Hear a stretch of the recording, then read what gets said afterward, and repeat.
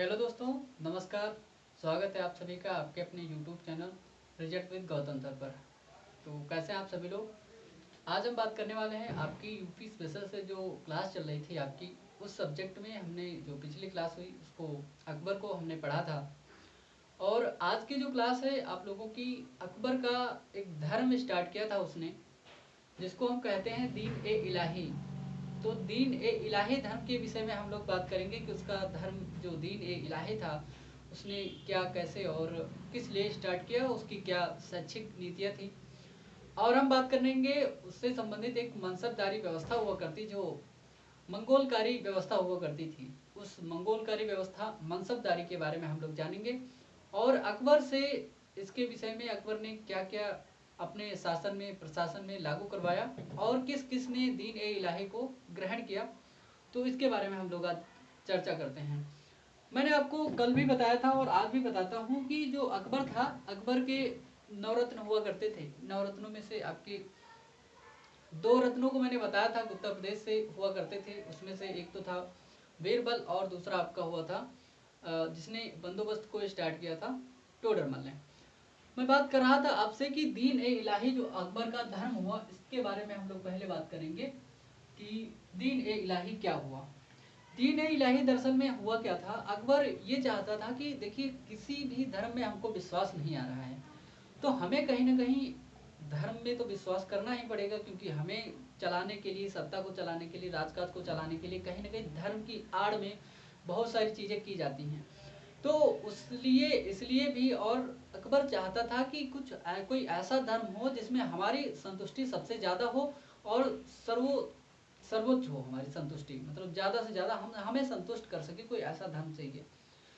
अकबर ने कई सारे धर्मों का निरीक्षण करवाया, परीक्षण करवाया, उनसे संबंधित जानकारियां भी ली, उनके विद्वानों को बुलाया, उनसे जो ज्ञान होता है वो भी ग्रहण किया। लेकिन किसी भी धर्म में उसको रुचि इतनी ज़्यादा नहीं मिली कि वो एक धर्म हो जिससे उसको स्पष्टता मिल सके कि हाँ, कहीं न कहीं इस धर्म में हमें आस्था रखनी चाहिए, ये सब सर्वोच्च धर्म है, इसको अपनाना चाहिए। वो कुछ मिला नहीं उसको।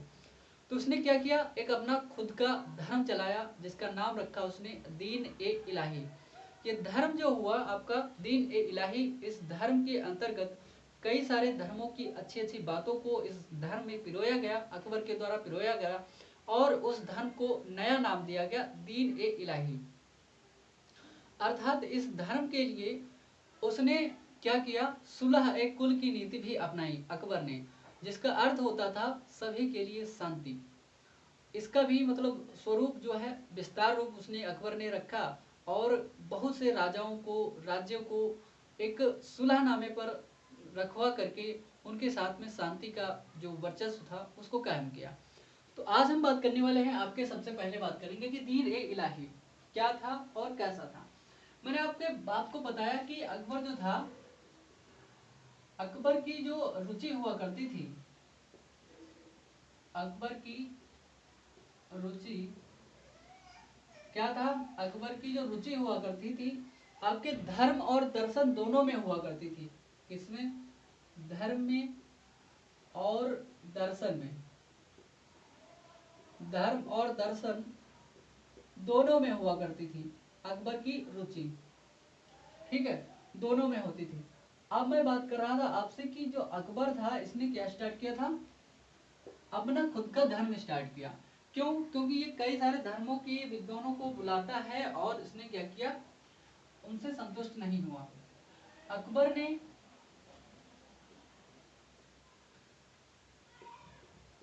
ने क्या किया, अकबर ने स्वयं का धर्म क्या किया, इसने दीन ए इलाही स्टार्ट किया। इसका नाम था दीन ए इलाही, शुरू कर दिया। मैंने आपको बताया कि अकबर ने ये जो दीन ए इलाही धर्म हुआ करता था वो क्यों शुरू किया था। ठीक है, तो इसको इसने क्या किया, शुरू किया।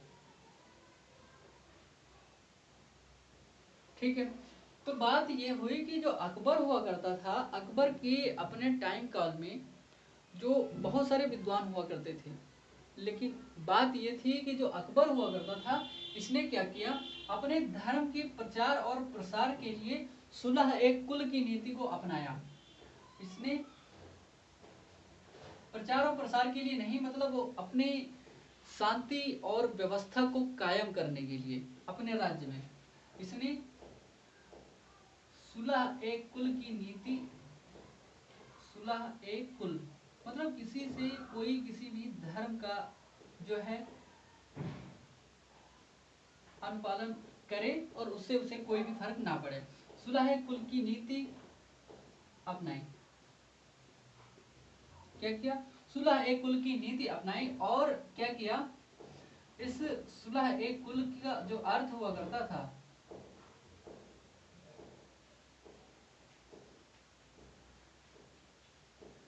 सभी के लिए शांति हुआ करता था। क्या? सभी के लिए शांति। अकबर क्या चाहता था? अगर हम सब में आपस में शांति रहेगी तो आपस में कोई फूट नहीं होगी, अगर कोई फूट नहीं होगी तो आपस में कोई झगड़ा नहीं होगा, अगर कोई झगड़ा नहीं होगा तो एक दूसरे के ऊपर कोई आक्रमण नहीं करेगा, अगर कोई एक दूसरे के ऊपर आक्रमण नहीं करेगा तो सभी जो राजा होंगे, सभी की जनता होगी जो परेशान नहीं होगी, आराम से रहेगी, किसी को कोई दिक्कत नहीं आएगी।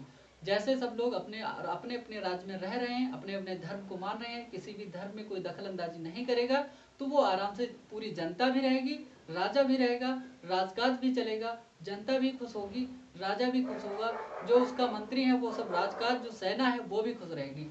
इसलिए उसने क्या किया? सभी के लिए जो है शांति को अपनाया। क्या किया? सुलह कुल की नीति अपना ली थी। सुलह ए कुल की नीति किसने अपना ली? अकबर ने, कि मतलब सभी के लिए शांति हो सके।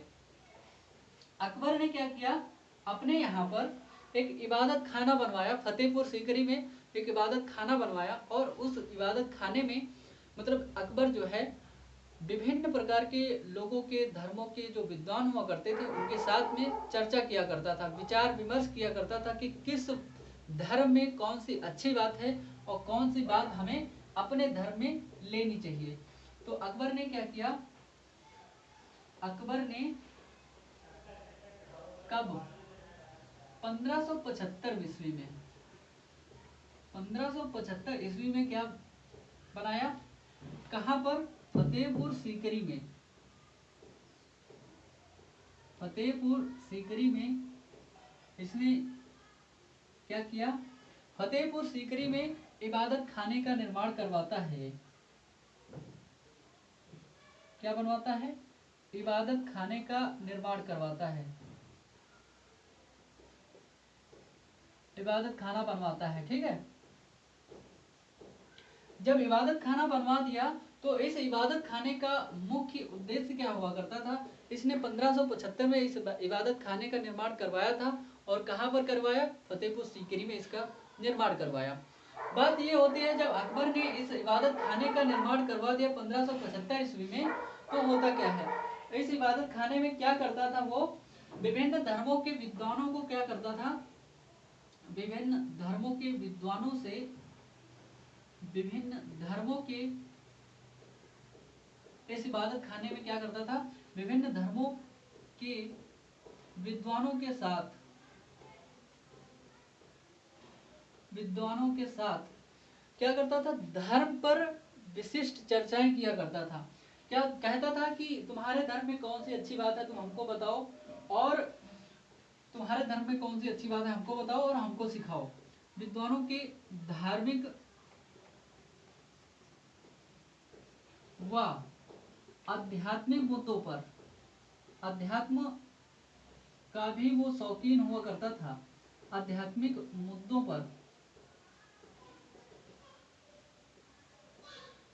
क्या करता था? विचार करता था, विचार विमर्श किया करता था। आपका अकबर विचार विमर्श किया करता था। तो क्या करता था? धार्मिक विभिन्न धर्मों के विद्वानों को बुलाता था, उनसे धार्मिक और आध्यात्मिक मुद्दों पर बातचीत किया करता था कि आपके धर्म में कौन सी बात अच्छी है और आप उस बात को मुझे बताइए, मुझे सिखाइए और उसका अर्थ बताइए। उसके बाद में उन लोगों को कुछ न कुछ इनाम के रूप में देता होगा, इसीलिए तो विद्वान आते होंगे। विद्वानों को ये भी लग रहा था कि कहीं न कहीं अगर अकबर हमारे धर्म में आ जाएगा तो वो उस धर्म का प्रचार कर देगा। तो सच में अगर अकबर किसी भी धर्म से संतुष्ट हुआ होता तो उस धर्म को कहीं न कहीं बहुत ज़्यादा बढ़ावा मिल जाता, लेकिन उसको कोई भी जो है संतुष्ट नहीं कर पाया। और हुआ क्या, उसने एक नए धर्म की शुरुआत कर दी थी। आपको दिखाई दे रहा है अच्छे से? ठीक है। क्या करता था वो? विचार विमर्श किया करता था आध्यात्मिक मुद्दों पर और धार्मिक मुद्दों पर और विद्वानों के साथ में। क्या करता था अकबर? अकबर ने इतने सारे धर्मों की चर्चा करवा ली थी अपने राज्य में, अपने शासन में या अपने इबादत खाने में। फिर वो ये एक बात तो जान गया था कि जो धर्म है, धर्म के अपने अपने ईश्वर सबके अलग अलग हैं, लेकिन सभी का जो मार्ग है ना, वो सत्य का मार्ग एक ही है। तो उन्होंने क्या कहा, अकबर ने क्या कहा कि जो ईश्वर है ना या अल्लाह है ना, वो एक ही है। मतलब इन धर्मों पर चर्चा करने के बाद क्या किया, धर्मों पर विचार विमर्श के बाद क्या किया, अकबर को एक बात का विश्वास हो गया था कि अकबर को इस बात का विश्वास हो गया था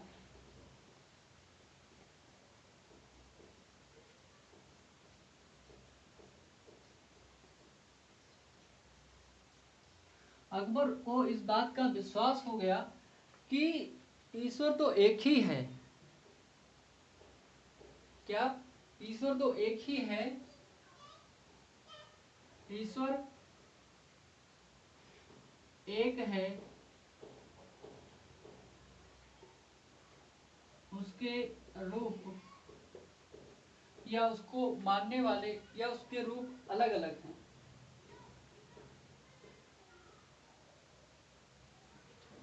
क्या है? ईश्वर एक है, उसके रूप अनेक हैं। तो अकबर को ऐसा विश्वास हो गया था ये मानने के लिए कि इतना मतलब इतना ज्यादा विचार विमर्श कर डाला था उसने। उसने सोचा कि इतने धर्मों की मतलब मैंने चर्चा कर ली है, इतने धर्मों के मैंने बारे में जान लिया है, जानकारी ले ली है, तो उसने लास्टली एक ही उत्तर पाया कि कहीं न कहीं सभी धर्म का जो एक ईश्वर है ना, वो एक ही है। तो मैंने आपको बताया अकबर की धर्म और दर्शन में काफी गहरी रुचि हुआ करती थी, और इस रुचि को आगे बढ़ाने के लिए, जानने के लिए अकबर ने एक स्वयं का धर्म दीन ए इलाही शुरू किया। और जब वो संतुष्ट नहीं हुआ कई सारे धर्मों से, तो इसने इस धर्म को शुरू किया। इस धर्मों की या अपने राज व्यवस्था में, अपने राज्य में शांति कायम करने के लिए अकबर ने क्या किया, सुलह ए कुल की नीति का अपनाया, जिसका अर्थ क्या होता है, सभी के लिए शांति कायम हो सके, है ना। अकबर ने क्या किया, 1575 ईस्वी में अपने इबादत खाने का निर्माण करवाया। कहाँ पर? फतेहपुर सीकरी में। और उस इबादत खाने में विभिन्न धर्मों के विद्वानों को बुलाता था, उनसे उन धर्मों की शिक्षा लेता था और उन पर विचार विमर्श किया करता था। विभिन्न धर्मों के विद्वानों के द्वारा क्या करता था, अध्यात्म की शिक्षा लेता था, उनके बारे में जानता था और इन धर्मों पर विचार विमर्श करके लास्टली उसने एक ही निष्कर्ष पाया कि कहीं न कहीं हमारा जो ईश्वर है सभी धर्मों का, वो एक ही है और अंततः उसके लेकिन रूप अलग अलग हैं। इतना अकबर के बारे में आप लोगों ने जान लिया। जो अकबर का दीन ए इलाही धर्म हुआ था, तो उसकी जो शुरुआत हुई थी अकबर ने 1582 में की थी। 1575 में इबादत खाने का निर्माण इसीलिए पहले अकबर करवा रहा है क्योंकि कहीं न कहीं अगर इबादत खाने के द्वारा अगर उसको इतनी सारी जानकारी मिल जाती, अगर किसी एक धर्म में विश्वास हो जाता तो उस धर्म को अकबर अपना लेता, लेकिन ऐसा हुआ नहीं। तो लास्टली उसने क्या किया, 1582 में दीन ए इलाही जो धर्म था उसका, जो अपने धर्म, अकबर ने अपने धर्म, क्या था उसका धर्म, यही जो आपका है दीन ए इलाही, दीन ए इलाही की जो शुरुआत करता है वो 1582 में उसने बाद में करी है पहले उसने क्या किया था 1582 ईस्वी में, पहले उसने बहुत से धर्मों के बारे में जानकारी ली, जाना पहचाना उनके बारे में। लास्टली एक निष्कर्ष आया कि सभी धर्मों का जब ईश्वर और अल्लाह एक ही है, लेकिन उसके रूप अलग अलग हैं, ये मानने वाले अलग अलग हैं, उनको विभाजित करते हैं अलग अलग, तो अकबर ने कहा कि हमारा नया खुद का धर्म क्यों नहीं होना चाहिए। तो उसने अपना खुद का धर्म दीन ए इलाही की घोषणा करी 1582 ईस्वी में। होता क्या है, इस धर्म को उसने क्या किया, इस धर्म को दैवीय एकेश्वरवाद के आधार पर उसको आगे बढ़ाया। क्या किया, अकबर का ये जो धर्म हुआ करता था दीन ए इलाही, यह धर्म क्या था, अकबर का ये धर्म काहे पर आधारित था, दैवीय एकेश्वरवाद पर आधारित था। किस पर, दैवीय एकेश्वरवाद पर आधारित था। तो ये अकबर का धर्म हो गया, इस पर आधारित था। मैंने आपसे बात करी कि ये दैवीय एकेश्वरवाद होता क्या है। दैवीय एकेश्वरवाद होता है कि किसी भी देवता को आप लोग मानिए, उसका एक ही देवता हो। हिंदू देवी देवताओं की संख्या लोग बताते हैं कि 84 लाख कि 84 करोड़, इतनी जनसंख्या है हिंदू देवी देवताओं की। चलो मतलब ईसाई धर्म में मान लीजिए, या आप इस्लाम में मान लीजिए, इन सब में क्या कहते हैं कि एक ईश्वर को मानते सभी लोग, उसमें भी बंटते चले जाते हैं कि वो उनके हैं, शिया सुन्नी अलग अलग मानते हैं, हजरत मोहम्मद को अलग मानते हैं, उनके दामाद को अलग मानते हैं, उसमें भी अलग अलग हो गए। लेकिन अकबर ने क्या कहा कि दैवीय एकेश्वरवाद को आप लोग मानिए, जिसमें ईश्वर का जो रूप हो ना, ईश्वर का स्वरूप हो, ईश्वर एक ही होना चाहिए, ना कि बहुत सारे ईश्वर हो हमारे अनुसार। तो अकबर ने क्या किया, दैवीय एकेश्वरवाद का सिद्धांत दिया और इस दैवीय एकेश्वरवाद पर अपने धर्म को आगे बढ़ाने का शुरुआत करता है। और जो ये अपना धर्म था ना, दीन ए इलाही, इस धर्म की जो शुरुआत करता है अकबर, मैंने आपको बताया था कि विभिन्न सभी धर्मों की अच्छी बातों को ये एकत्र करवाया, सभी धर्मों की अच्छी बातों को क्या करवाया इसने, अच्छी बातों को एकत्र करवाकर, बातों को एकत्र करवाकर सभी धर्मों की अच्छी बातों को एकत्र करवा लिया और अपने धर्म की शुरुआत करता है। अपने धर्म की क्या करी, स्टार्टिंग करता है कौन, अकबर। अपने धर्म की शुरुआत करी कब, जब विभिन्न धर्मों की अच्छी बातों को जान लिया, उन धर्मों में कौन सा किस धर्म में अच्छी बात है उसको लेकर के फिर आगे बढ़ता है। लेकिन एक बात होती है, अकबर का धर्म आज तक आपने सुना कि अब भी चल रहा हो, दीन ए इलाही धर्म में आप रहते हैं, या हम दीन ए इलाही धर्म से मतलब हैं, आप हिंदू धर्म से हैं, आप इस्लाम से हैं, आप ईसाइयत से हैं, हम दीन ए इलाही से हैं, आपने सुना है कभी किसी को, नहीं। क्यों, क्योंकि अकबर का जो धर्म हुआ करता था, अकबर ने कभी किसी को प्रचार प्रसार के लिए मतलब कभी भी किसी को प्रचार प्रसार के लिए मतलब बाध्य नहीं किया कि आप मेरे धर्म का प्रचार कीजिए प्रसार कीजिए। लेकिन उसने ऐसा नहीं किया कि आप मेरे धर्म को जबरदस्ती ग्रहण कीजिए, ऐसा भी उसने नहीं किया। तो हुआ क्या कि जो अकबर का जो धर्म हुआ करता था, इसके प्रसार के लिए इसने कोई भी जोर जबरदस्ती नहीं करी। अकबर ने क्या किया, अकबर ने अपने धर्म के लिए, अकबर ने अपने धर्म के प्रचार व प्रसार के लिए क्या किया,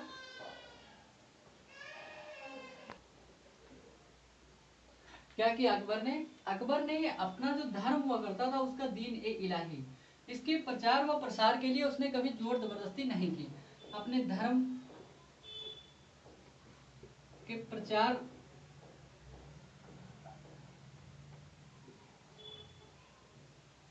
अकबर ने क्या किया, अपने धर्म के प्रचार व प्रसार के लिए कोई जबरदस्ती नहीं की।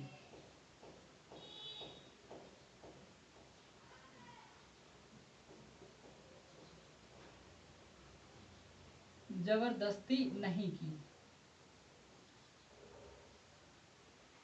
क्या क्या इसने जबरदस्ती नहीं की। अब होता क्या है, अकबर ने प्रचार प्रसार के लिए कोई जोर जबरदस्ती तो नहीं की, लेकिन इसीलिए उसका धर्म आज तक की नहीं चल पा रहा है। अगर वो चाहता तो कर भी सकता था जबरदस्ती, लेकिन नहीं की। उसका कारण एक और था। अकबर क्या करता था, रविवार के दिन अपने जो धर्म हुआ करता था, अकबर क्या करता था, रविवार के दिन अपने धर्म के जो मानने वाले हुआ करते थे, उसके धर्म में जो दीक्षित होने वाले लोग हुआ करते थे, तो रविवार के दिन उनको क्या करता था, धर्म में दीक्षित करवाता था। लेकिन स्वयं ही धर्म में दीक्षित करवाता था, स्वयं ही अपने आप के द्वारा उनको क्या हो, जो भी शपथ हुआ करती थी, जो शास्त्र हुआ करता था, वो देता था। लेकिन रविवार के दिन ही क्यों देता था? इसका कारण ये है कि रविवार के दिन ही अकबर का हैप्पी बर्थडे हुआ था, इसीलिए वो क्या करता था, रविवार के दिन, देखिए रविवार की एक घटना सुन लीजिए। रविवार के दिन ही अकबर का क्या होता है, जन्म होता है।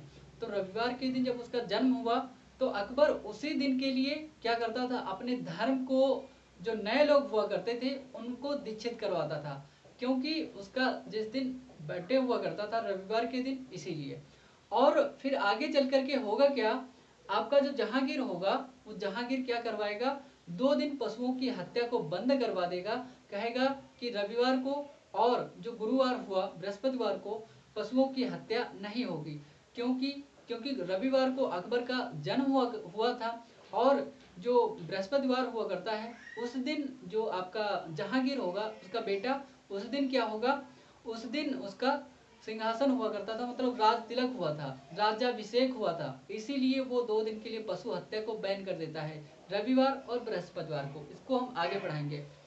बात की मैंने आपकी प्रचार प्रसार के लिए उसने कोई जबरदस्ती नहीं की। अकबर क्या करता था, अकबर जो धर्म में दीक्षित होने वाले हुआ करते थे, अकबर अपने धर्म के लोगों को, अपने धर्म के लोगों को, अपने धर्म के लोगों को, जो उसके धर्म में मतलब दीक्षित होने वाले लोग हुआ करते थे, उनको क्या करता था, अकबर अपने धर्म के लोगों को, धर्म के नए लोगों को या नए सदस्यों को, धर्म के नए सदस्यों को, नए सदस्यों को, सदस्यों को स्वयं क्या करता था, स्वयं दीक्षित करवाता था। क्या करता था, स्वयं दीक्षित करवाता था या स्वयं मंत्र देता था। तो ये जो अकबर की थी, स्वयं धर्म के लिए नए सदस्य हुआ करते थे, उनको स्वयं दीक्षित करवाता था। तो क्या करता था अकबर, अपने नए सदस्यों को एक नया मंत्र दिया करता था। उस मंत्र को हम लोग क्या कहते थे, अपने, अकबर क्या करता था, अपने नए सदस्यों को, नए सदस्यों को एक मंत्र देता था, एक मंत्र देता था, जिसे जिसे हम लोग क्या कहते हैं, जिसे शास्त्र कहा जाता था। क्या कहा जाता था, शास्त्र। तो शास्त्र देता था, जो शास्त्र अपने धर्म में नए लोग हुआ करते थे उनको दीक्षित करवाने के लिए उनको शास्त्र नाम का मंत्र देता था अकबर। तो क्या करता था, शास्त्र जब दे देता था तो लोग क्या करते थे, उसके धर्म में दीक्षित हो जाते थे। अब मैंने आपसे बात करी कि अपने धर्म दीन ए इलाही की जो स्थापना कर रहा है अकबर, कब कर रहा है, 1582 में। उससे पहले 1575 में क्या कर रहा है, इबादत खाने की स्थापना करवा रहा है, ठीक है। और एकेश्वरवाद पर उसका धर्म जो है आधारित था। विभिन्न धर्मों की अच्छी बातों को एकत्र किया और उनके निष्कर्षों को निकाला, लेकिन उसमें जब कुछ नहीं मिला तो अपना धर्म स्वयं का स्टार्ट किया। और लेकिन इसने क्या किया, अपने धर्म के प्रचार प्रसार के लिए कोई जोर दबाव जबरदस्ती नहीं की। अपने नए धर्म को, सॉरी, नए सदस्यों को जो अकबर किया करता था, नए सदस्यों को स्वयं रविवार के दिन, किस दिन, इसको आप नोट कर लीजिए, रविवार के दिन मतलब दीक्षित करवाता था। इसको लिख ही लीजिए, नए सदस्यों को, सदस्यों को अकबर क्या करता था, अकबर रविवार के दिन, रविवार के दिन क्या था, उसका जन्म हुआ था, उसका जन्मदिन था। कब? रविवार के दिन। ठीक है, तो रविवार के दिन उसका जन्म हुआ था, इसीलिए रविवार के दिन क्या करता था, रविवार के दिन सदस्यता दिलाता था।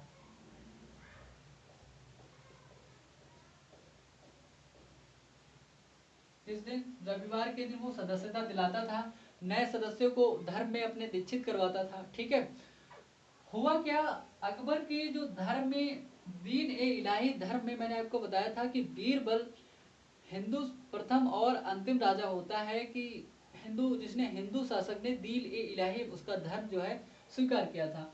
तो इसी प्रकार अबुल फजल, कौन कौन, अबुल फजल एक इसी के मतलब राज्य में विद्वान हुआ करता था, जिसका नाम था फैजी, फैजी। और कौन था, बीरबल ने क्या किया था, इसके धर्म को ग्रहण किया था। बीरबल ने दीन ए इलाही धर्म की क्या की, दीन ए इलाही धर्म की क्या की, धर्म की सदस्यता ली। तो इन लोगों ने क्या किया, दीन ए इलाही जो धर्म हुआ करता था अकबर का, उसकी सदस्यता इन तीनों लोगों ने ली थी। किसने किसने, अबुल फजल हो गया आपका, आपका फैजी हो गया, और कौन था, बीरबल हो गया। बीरबल के बारे में मैंने आपको कल की क्लास में बताया था, उसको आप लोग देख लेंगे। क्या हुआ, जो अकबर का जो धर्म हुआ करता था दीन ए इलाही, दीन ए इलाही धीरे धीरे अकबर के साथ ही खत्म हो गया। जैसे ही अकबर की मृत्यु होती है 1605 में, तो वही उसके साथ ही उसका जो धर्म हुआ खत्म हो गया। तो आपका क्या हुआ, दीन ए इलाही की जो शुरुआत थी तो वो अकबर ने करी थी। दीन ए इलाही जो हुआ करता था अकबर का धर्म, अकबर के साथ ही खत्म हो गया, अकबर के साथ ही क्या था, अकबर के साथ ही खत्म हो गया। ठीक है, तो ये भी अकबर के साथ ही खत्म हो गया, क्योंकि अकबर की जैसे मृत्यु हो गई तो उसको क्या हुआ, वो भी धीरे धीरे समाप्त हो गया। लेकिन उसका बेटा जो होता है जहांगीर, जब 1605 में उसने अपनी राज सिंहासन करवाता है, तो कहीं ना कहीं उसने क्या किया था, जो उसका धर्म हुआ करता था दीन ए इलाही, इसमें शास्त्र जो मंत्र हुआ करता था उसको देने की प्रक्रिया को जहांगीर जारी रखता है। क्या किया, परंतु जहांगीर ने, क्या हुआ, अकबर का बेटा था जहांगीर, परंतु जहांगीर ने क्या किया, जहांगीर ने शास्त्र जो मंत्र हुआ करता था, शास्त्र देने की प्रक्रिया जारी रखी, देने की प्रक्रिया जो हुई थी वो जारी रखी थी, शास्त्र देने की प्रक्रिया को उसने क्या किया, जारी रखा। तो क्या हुआ, ये जो जहांगीर हुआ आपका, जहांगीर उसका बेटा हुआ, उसके बेटे ने क्या किया, अपने पिता के दीन ए इलाही धर्म की शुरुआत जो उसने करी थी, उसको धीरे धीरे कहीं ना कहीं शास्त्र जो उसका मंत्र हुआ करता था वो देने की प्रक्रिया को जारी रखता है, कहीं ना कहीं उसका पिता का जो धर्म हुआ करता था वो समाप्त ना हो जाए। इसलिए हुआ क्या, नए सदस्यों को अकबर क्या करता था, दीक्षित करवाता था रविवार के दिन, क्योंकि उसका उस दिन हैप्पी बर्थडे हुआ करता था इसलिए। और अबुल फजल, फैजी और बीरबल ने क्या किया, दीन ए इलाही धर्म की जो है दीक्षा ली या उसकी सदस्यता ग्रहण की। दीन ए इलाही अकबर के साथ ही खत्म हो गया, क्योंकि अकबर ने उसके प्रचार और प्रसार के लिए ना तो किसी पर जोर दबाव डाला और ना ही उस पर किसी से मतलब प्रचार करने के लिए कहा उसने, किसने, अकबर ने। अब हम बात करते हैं मनसबदारी जो व्यवस्था हुआ करती थी अकबर के शासन काल में, उसकी बात करते हैं। मनसबदारी क्या व्यवस्था थी, मनसबदारी के बारे में अब हम लोग बात करेंगे।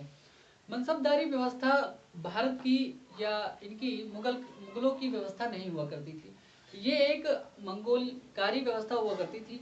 तो मंगोलों से इन्होंने क्या किया था, मनसबदारी व्यवस्था को जो है इन लोगों ने इजाद किया था। ये क्या थी, मुगल काल की एक विशिष्ट व्यवस्था हुआ करती थी। मुगल काल की एक विशिष्ट व्यवस्था हुआ करती थी, एक विशिष्ट व्यवस्था। इसके अंतर्गत होता क्या था,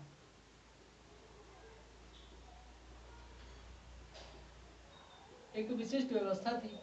इन्होंने क्या किया था, मंगोलों से इसको, मंगोलों से या मंगोलिया से इन लोगों ने इसको क्या किया था, जो अकबर हुआ करता था इसकी क्या किया था, मंगोलों से इसे ग्रहण किया गया या स्वीकार किया गया, अपने शासन प्रशासन में उसको मंगोली व्यवस्था से लागू किया गया, जैसे कि मंगोली व्यवस्था वहां पर लागू हुई थी। अकबर का कोई भी वो मतलब जो राजदूत हुआ होगा वो गया होगा वहां पर मंगोलों के प्रशासन में, तो उसने देखा होगा कि यहाँ पर ये अच्छी व्यवस्था है, तो वो वहां से यहाँ पर ट्रांसफर करवा दिया होगा। क्या किया, मंगोलों से इसे ग्रहण किया गया, किस व्यवस्था को, मनसबदारी व्यवस्था को। अब होता क्या है, जो ये व्यवस्था हुआ करती थी, इस व्यवस्था के अंतर्गत सरकारी कर्मचारी हुआ करते थे। सरकारी कर्मचारियों को दो भागों में बांट दिया जाता था इस व्यवस्था के अंतर्गत। तो जो सरकारी कर्मचारी हुआ करते थे अकबर के शासनकाल के, इस व्यवस्था के अंतर्गत क्या हुआ, इस व्यवस्था में सरकारी कर्मचारी, सरकारी कर्मचारी जो हुआ करते थे उनको क्या किया गया, कर्मचारी क्या करते थे, दो भागों में, ऐसे लिख लीजिए, सरकारी कर्मचारियों को, कर्मचारियों को दो श्रेणी में बांट दिया जाता था,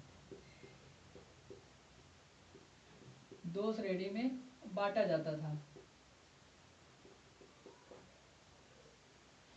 दो श्रेणियों में जब बांट दिया जाता था तो होता क्या था, बात ये थी, जो प्रथम इनकी श्रेणी हुआ करती थी वो पहली एक श्रेणी हुआ करती थी जात, एक श्रेणी हुआ करती थी इनकी जात, और दूसरी श्रेणी इनकी हुआ करती थी सवार। ये दो श्रेणियां हुआ करती थी अकबर के शासनकाल में मनसबदारी व्यवस्था के अंतर्गत। इसको मतलब उसका जो प्रशासन हुआ, मनसबदारी जो व्यवस्था हुई, इस व्यवस्था के अंतर्गत जो उसका सैनिक हुआ करता था, सैनिकों को या कर्मचारियों को दो प्रकार से बांट दिया जाता था। एक तो जात हुई, दूसरी सवार हुई। एक व्यवस्था थी जात, जो जात श्रेणी हुआ करती थी,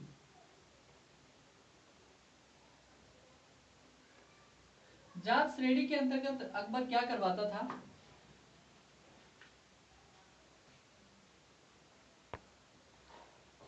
जात के अंतर्गत क्या होता था, एक मिनट, तो मैं बात कर रहा था आपसे जात की। तो जात श्रेणी हुआ करती थी, जात श्रेणी के अंतर्गत क्या हुआ करता था, देखिए जात श्रेणी के अंतर्गत जो कर्मचारी हुआ करता था उसकी व्यक्तिगत जो स्थिति हुआ करती थी उसका ज्ञान होता था, और जो उसकी जो व्यक्तिगत श्रेणी के अंतर्गत मतलब व्यक्तिगत स्थिति को ज्ञात हुआ करता था। और दूसरी चीज ये हुआ करती थी, उसकी जो तनख्वाह का निर्धारण हुआ करता था, उसके जो वेतन का निर्धारण हुआ करता था, इसी जात श्रेणी के अंतर्गत उसको रखा जाता था कि वो उसको कितना वेतन मिलेगा, उसकी कितनी तनख्वाह होगी, और उसकी व्यक्तिगत स्टेटस मतलब पर्सनल स्टेटस उस व्यक्ति का क्या है, इसके विषय में क्या बताया। ये जो जात श्रेणी हुआ करती थी, इसके अंतर्गत जो व्यक्ति हुआ करता था, जो कर्मचारी हुआ करता था, इसके अंतर्गत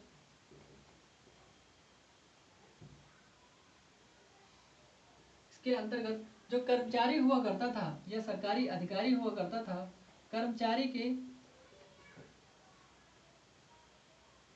व्यक्तिगत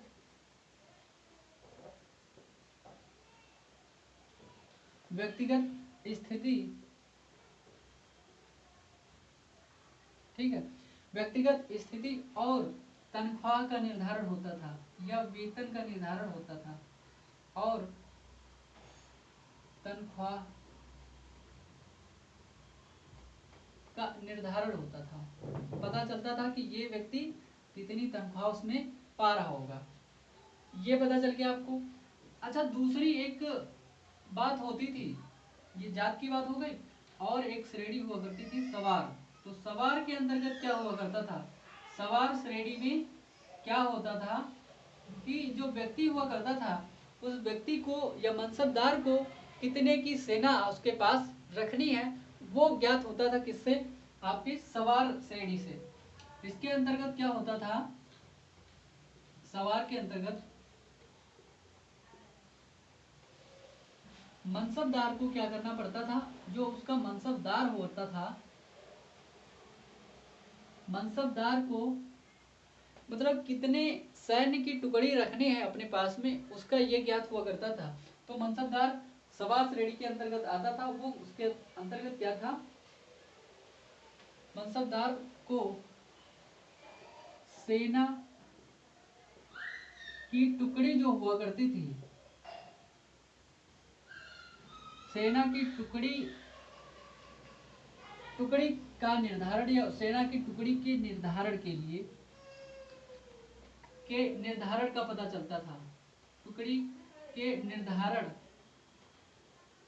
का पता होता था कि उसके पास कितनी सेना है, उसको कितनी सेना अपने पास रखनी चाहिए। ठीक है दोस्त, तो इतना दोनों श्रेणी आपको पता चल गई कि जात का अर्थ क्या होता था, और ये जो हुआ करती थी मनसबदारी मुगल काल की एक विशिष्ट व्यवस्था हुआ करती थी। मंगोल प्रशासन से इसको ग्रहण किया गया था, और इस व्यवस्था में सरकारी कर्मचारियों को दो भागों में विभाजित कर दिया जाता था। एक हुआ करता था आपका जात, और दूसरा हुआ करता था आपका सवार। तो जात से क्या मतलब था उसका, जात के अंतर्गत कर्मचारियों को क्या किया जाता था, उसकी व्यक्तिगत स्टेटस, पर्सनल स्टेटस जो हुआ करता था, उसको पर्सनल व्यक्तिगत स्थिति उसका निर्धारण होता था, और उसकी जो तनख्वाह हुआ करती थी, उसको कितने वेतन मिलेगा ये भी निर्धारण हुआ करता था। लेकिन सवार श्रेणी के अंतर्गत, इसके अंतर्गत जो मनसबदार होता था उससे ये पता चलता था कि उसे कितने सैनिकों की सेना की टुकड़ी रखनी है, उसे उसके पास कितने घोड़े हुआ करते हैं, ये सब उसके अंतर्गत ज्ञात होता था सवार श्रेणी के अंतर्गत। अब बात आती है कि जो जात सवार दोनों श्रेणियां हुआ करती थी, उसके अंतर्गत कितने आपके मनसबदार रख सकते थे या होते थे। अच्छा, एक मनसबदारी जो व्यवस्था थी आपकी, ये कहीं ना कहीं वंशानुगत श्रेणी की मतलब वंशानुगत व्यवस्था नहीं थी। इसके अंतर्गत क्या किया जाता था, जो मनसबदार होता था उसका बदलाव एक जगह से दूसरे स्थान पर किया जा सकता था। मनसबदार अगर ज्यादा मतलब कुछ गलती, बहुत ज्यादा बड़ी गलती कर देता था, उसको वहां से हटा दिया जा सकता था। मनसबदार अगर नई जगह पर मनसबदार को नियुक्त किया जा सकता, तो मतलब दूसरी जगह, जैसे राज्यपाल आज का जाता है एक राज्य से दूसरे राज्य में ट्रांसफर होता है, तो वैसे ही जो मनसबदार हुआ करता था उसको दूसरे राज्य में या दूसरे जगहों पर उसको ट्रांसफर किया जा सकता था। तो इस व्यवस्था के अंतर्गत क्या था, पहली बात तो यह जो व्यवस्था हुआ करती थी, इस यह व्यवस्था वंशानुगत नहीं थी। क्या यह व्यवस्था जो थी आपकी मनसबदारी व्यवस्था, ये वंशानुगत नहीं हुआ करती थी। दूसरी बात, ये जो व्यवस्था हुआ करती थी, इस व्यवस्था के अंतर्गत जो मनसबदार हुआ करता था, उसका जो इसके अंतर्गत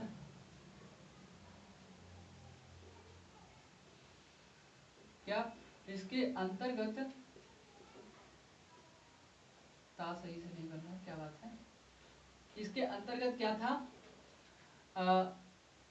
मनसबदार का, मनसबदार की मनसब, ठीक है, मनसबदार की प्रोन्नति, जैसे कि आजकल क्या होता है, प्रमोशन होता है ना, तो उसका प्रमोशन किया जा सकता था। उसकी अवनति मतलब उसको गिराया भी जा सकता था, मतलब नीचे का स्टेटस दे दिया कि इतना टारगेट तुमने पूरा नहीं किया, तो उसको नीचे गिरा दिया जाता था। और इसमें क्या था, और उसकी बर्खास्तगी, उसको बर्खास्त भी किया जा सकता था, बर्खास्तगी की जा सकती थी, संभव थी मतलब किया जा सकता था ऐसा। ऐसी संभावना थी कि अगर कोई अच्छा काम नहीं कर रहा है सैनिक तो उसको अवनति उसकी की जा सकती थी। अगर कोई सैनिक अच्छा काम कर रहा है उसकी जगह पर दूसरा सैनिक आकर के तो उसकी प्रोन्नति की जा सकती थी। अगर कोई सैनिक अच्छा काम भी नहीं कर रहा, बुरा काम भी नहीं कर रहा, कुछ नहीं कर रहा है, बेकार है, तो उसको क्या कर दिया जाता था, बर्खास्त भी किया जा सकता था। इस बात को आपको ध्यान रखना है। तो ये व्यवस्था जो आपकी हुआ करती थी ये वंशानुगत नहीं हुआ करती थी। और जो आपके मनसबदार हुआ करते थे, इस व्यवस्था के अंतर्गत 3 प्रकार के मनसबदार हुआ करते थे। पहली बात तो जो मनसबदार हुआ करते थे, तो ये जो मनसबदार हुआ करते थे इसके अंतर्गत 500 की जो संख्या हुआ करती थी जोतों की, उनको रखा जा सकता था। जो 500 का मनसबदार हुआ करता था तो उसको मनसबदार ही कहते थे। और 500 की जो जोत रखता था, क्या मैंने आपको बताया कि इस व्यवस्था के अंतर्गत हुआ क्या था कि जो मनसबदार हुआ करते थे उनको इस व्यवस्था के अंतर्गत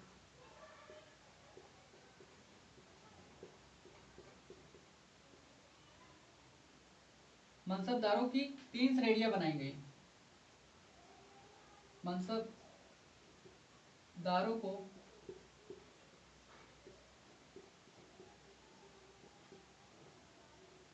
तीन श्रेणियां बनाई गई, ठीक है।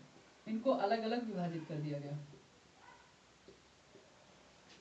तो 3 श्रेणियों में होता क्या था, जो पहली श्रेणी हुआ करती थी, पहली श्रेणी में मनसबदार ही उसको कहा जाता था, मनसबदार उसको कहा जाता था। इस श्रेणी के अंतर्गत जो हुआ करता था मनसबदार, तो इसके अंतर्गत 500 जोत उसको रखना होता था, ठीक है, अपने पास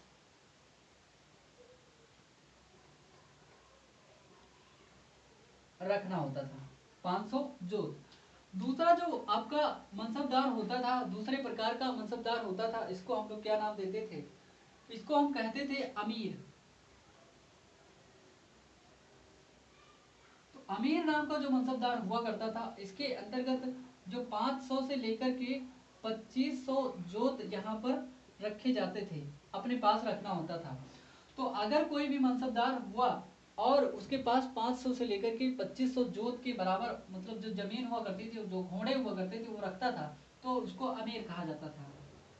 तीसरे प्रकार का जो अमीर हुआ करता था उसको अमीर ए उम्दा नाम दिया जाता था, अमीर ए उम्दा, मतलब अमीर में भी उम्दा। तो इसके अंतर्गत जो रखा जाता था, तो जोतों की संख्या यहाँ पर 2500 से अधिक जोत हुआ करते थे, 2500 से 2500 से अधिक जोत, तो उसको हम क्या नाम देते थे, उसको अमीर ए उम्दा कहा जाता था। ये आप लोगों को सही से दिखाई दे रहा है ना, हाँ बिल्कुल साफ दिखाई दे रहा है। तो इसको हम नाम देते थे अमीर ए उम्दा। पहला जो मनसबदार हुआ उसको 500 के जोत के अंतर्गत रखा जाता था। दूसरा जो हुआ अमीर, उसको कहते थे 2500 से लेकर के 500 से लेकर के 2500 तक जोत उसके पास रखे जाते थे। और 2500 से जो अधिक जोत हुआ करते थे उसको रखा जाता था अमीर ए उम्दा के अंतर्गत। इसके अंतर्गत मैं बात कर रहा था आपसे कि इसी व्यवस्था में हुआ क्या, जहांगीर ने दो प्रकार के और जो व्यवस्था बनाई, उसमें सिंह अस्पा और दो अस्पा और सिंह अस्पा को लागू किया। क्या किया इसने, जहांगीर ने इसने क्या किया, जहांगीर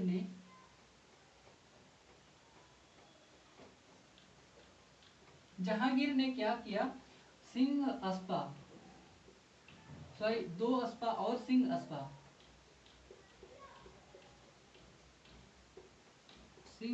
दो अस्पा और एक थी सिंह अस्पा,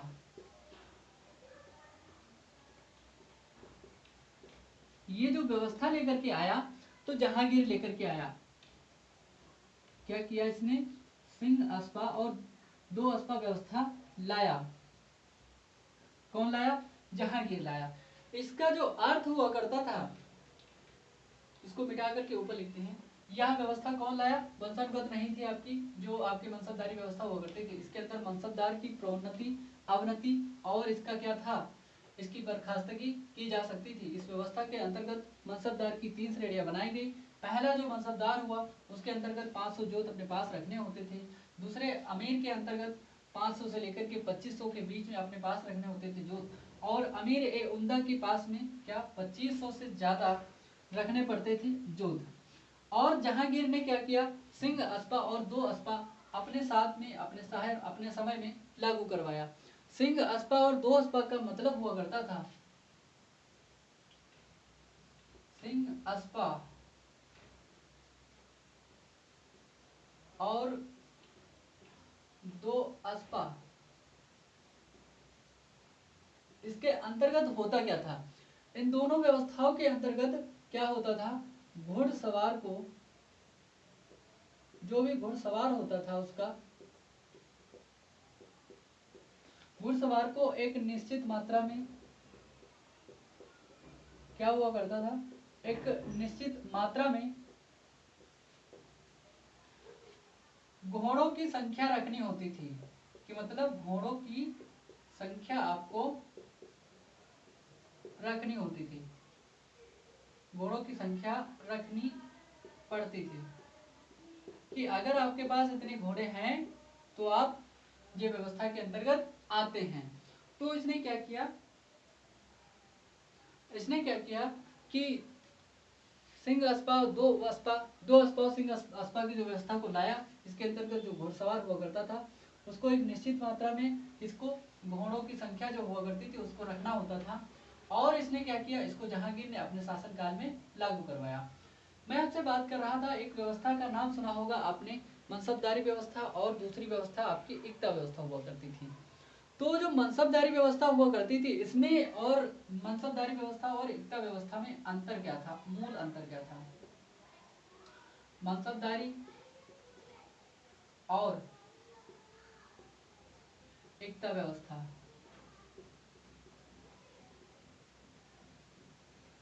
इन दोनों व्यवस्थाओं में मुख्य रूप से अंतर क्या हुआ? मनसबदारी व्यवस्था और एकता व्यवस्था, इसके अंतर्गत देखिए, मनसबदारी व्यवस्था का क्या था,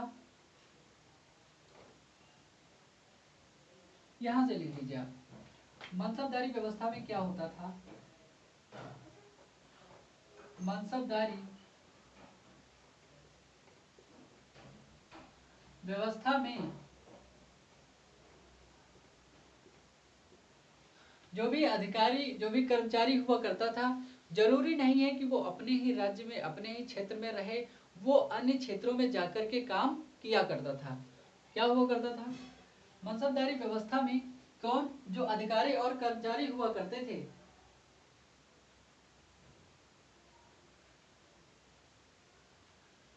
क्या हुआ करता था इस व्यवस्था में? मनसबदार जो हुआ करते थे, जो अधिकारी हुआ करते थे, मनसबदार अपने राज्य क्षेत्र,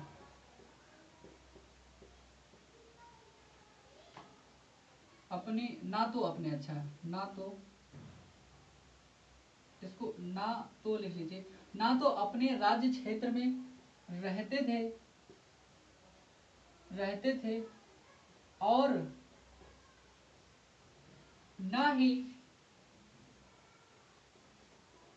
राजस्व वसूली करते थे।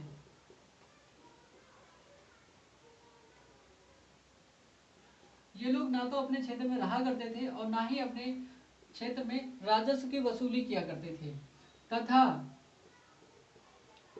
ये राज्य के अन्य क्षेत्रों में क्या करते थे, राज्य के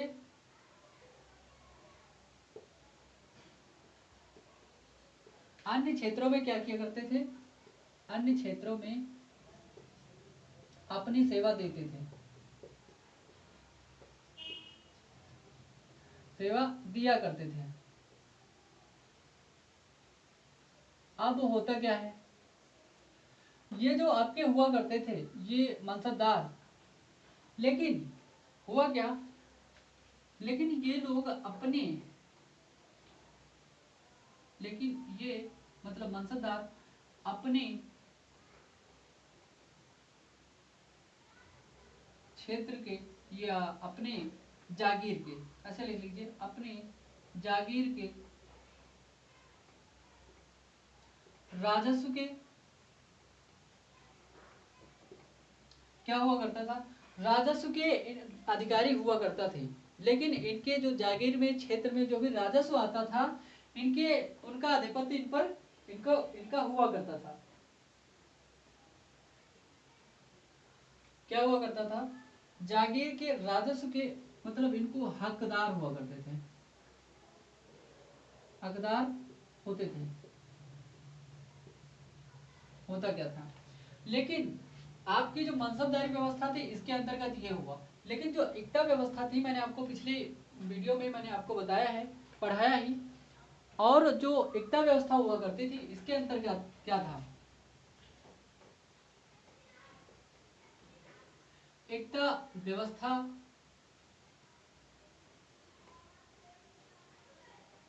के अंतर्गत क्या होता था, इक्तेदार को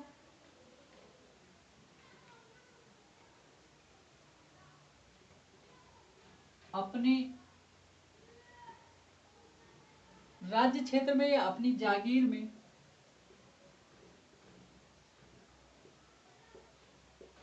रहना होता था,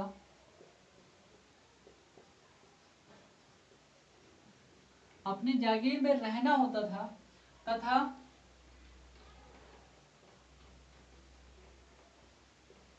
राजस्व वसूली का कार्य भी करना पड़ता था।